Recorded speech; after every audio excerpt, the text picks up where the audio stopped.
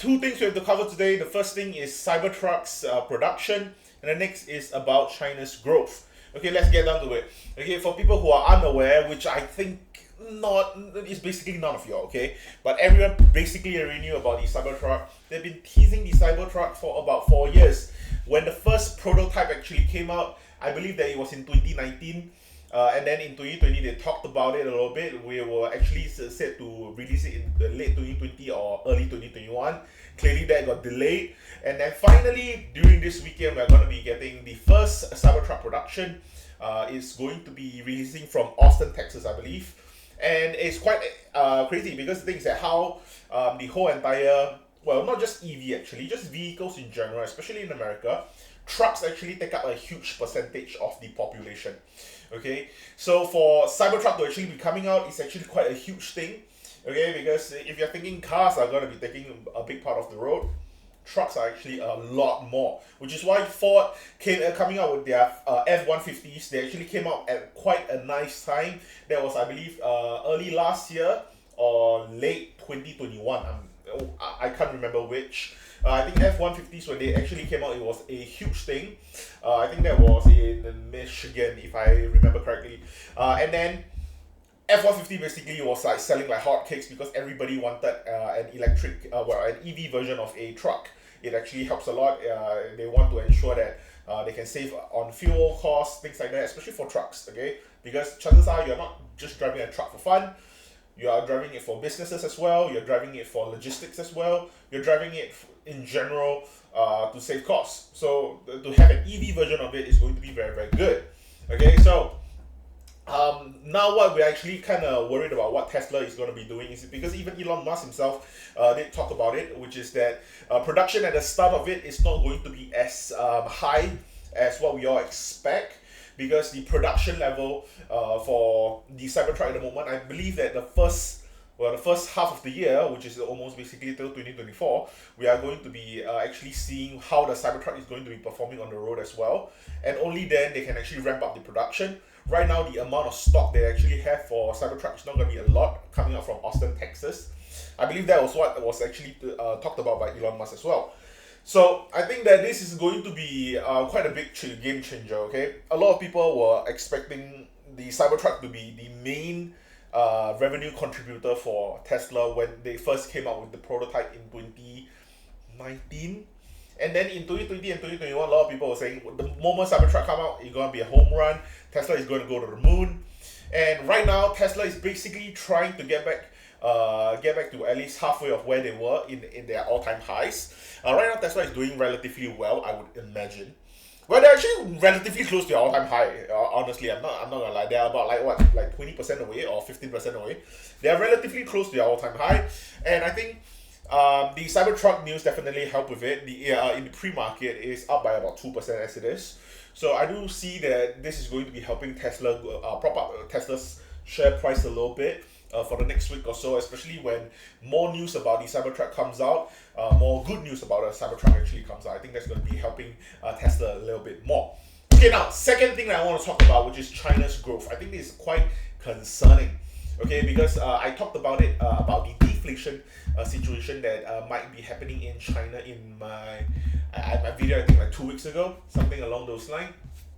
And today, they actually came out with the economic data for them, where they actually went up by 0.8% for this quarter. For the first quarter of GDP, they actually increased by 2.2%. So for them to actually be increased by 0.8% for this quarter in GDP is surprisingly low. It's very, very low, if anything. It's very, very low. Okay, and this kind of just props up a lot of different questions for people, because the thing is that they were expecting the first quarter to be 2.2%, which means that if you actually analyze it, you're looking at about 8% effectively, about 8% of growth, and a lot of people were actually very happy that China finally got its momentum back, and this second quarter clearly just destroyed the momentum completely. This just added a lot of different concerns in the market for people who are investing in Chinese stocks at the moment. I believe that because all these different stimulus measures that China is trying to bring out is not exactly stimulating the market just yet. It's not really so-called pricing into the market just yet, because whatever they're doing, they started in the first quarter. Most likely you are only going to see in the third or fourth quarter. So I think that as of now, it's still not as bad, but the thing is that the GDP grew at a slower than expected pace of 6.3% in the second quarter compared to the last year. This is the year-to-year comparison. And also, if you were to take year-to-year comparison, last year we were talking about how we were having supply chains issue that was not even fixed just yet. COVID was relatively still rampant at that period of time as well, because at that time I believe that a lot of different cities in China was actually still in lockdown. So yeah, for this whole entire thing, right now we are still at a slower than expected pace for China's GDP, which is why it's a little bit concerning at the moment. I think investment by China's property sector as well, in the past, I think 3 months, have kind of worsened as well. I talked about it in my previous video about the whole deflationary situation happening in China. I also talked about the property market that's happening over there as well. So the thing is that for Chinese, in the Chinese market, how Asians usually think is that property is king, assets, you know, in terms of all the different assets in like bonds, equity, property, gold, things like that. We put like housing, like properties at the start, and then maybe gold and then equities. So the thing is that for them, property is definitely like a very, very important thing for the whole entire country. It's a culture thing, I believe. Okay, so I believe that right now the central bank will probably have to kind of help with the credit crisis that's running rampant with the developers at the moment, as I also spoke about in the other video as well. I think the whole Evergrande situation that was huge back in 2021 is starting to show a little bit of a ripple effect happening today in the property market for China. Okay, so if you're not able to fix the situation with what the developers have been going through, they're not going to be fixing the situation here, in China.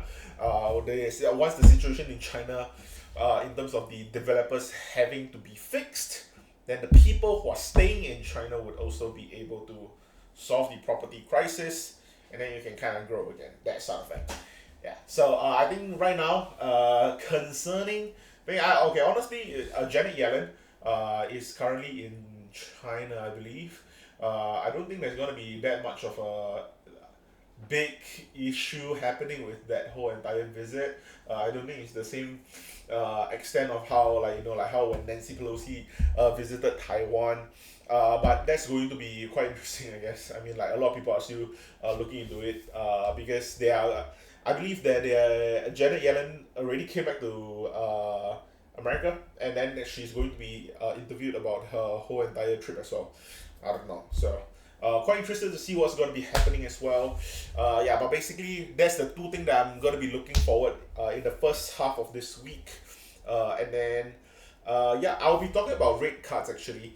In probably my next video, I'll be talking about when the rate cuts is going to be coming in as well, because I believe that the former vice president of the former vice chairman of the Federal Reserve, Richard Clarida, also known for another Nancy Pelosi style federal chairperson, he actually talked about how the rate cuts will most likely be coming in March, but I will most likely want to talk more about that in the next video, because I will also most likely want to be talking about FOMC expectations and such. Yeah, but anyway, that's all I have for this video. Thank you so much for watching, and I'll see you guys in the next one.